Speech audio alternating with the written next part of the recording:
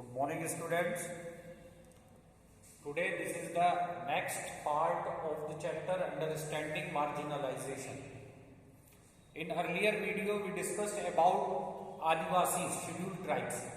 Now the second group, that is Muslims, is given in your textbook.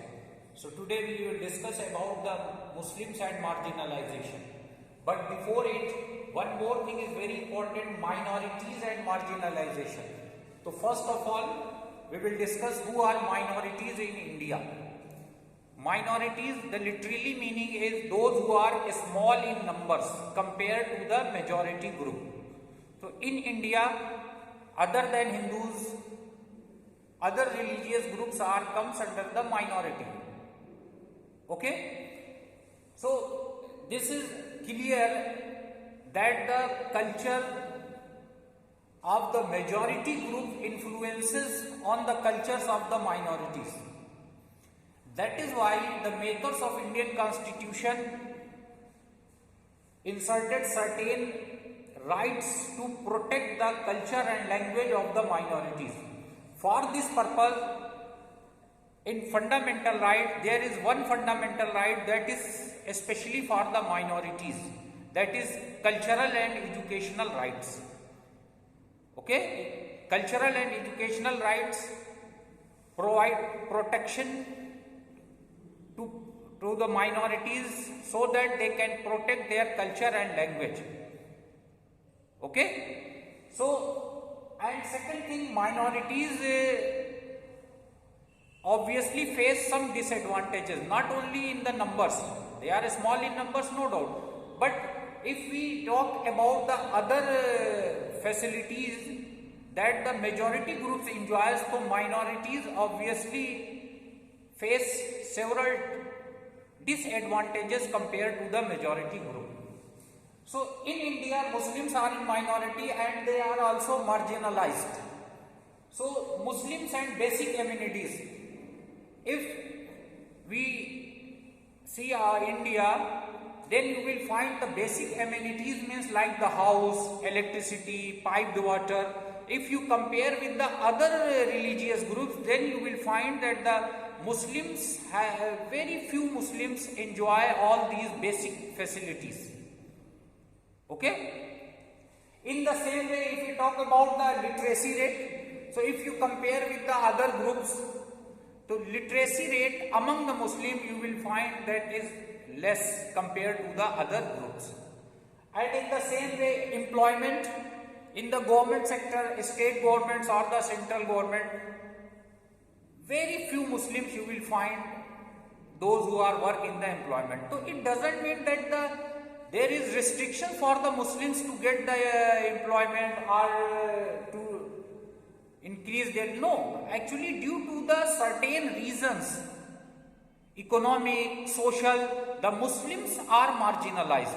They are not getting the employment or their literacy rate is also low. They are not enjoying the basic facilities because their economic condition is very poor. Okay? So for this purpose, the government of India in 2005 appointed a high level committee under the chairmanship of Justice Rajinder Sachar. So this is commonly known as Sachar Committee. So this committee was asked to find the real position of the Muslims in India. What is their literacy rate, how they are poor, why they are not enjoying the basic amenities, all these things asked by the government to the Rajinder Sachar Committee that you submit a report related to Muslims. So Rajinder Sachar Committee toured throughout the India and find the relevant data regarding the Muslims and find that the Muslims are very backward in every field: literacy, employment, basic facilities, everything. Okay? And one more thing, that customs and practices. As you know, every religion has certain cultures and practices. So Muslims also have certain cultures. For example, Muslim women wear burqa, niqab, and male men's If beard means and wear a fez means tabiz. So these things separate to the other majority groups, and sometimes this become a excuse for the exploitation of the Muslim, that the majority group use this as an excuse that they are the different from me. But actually every religion there are certain cultures and customs, so we must respect. But sometimes they are discriminated only because they look different to the other majority groups. Okay? And last one, there is also myths about the Muslims.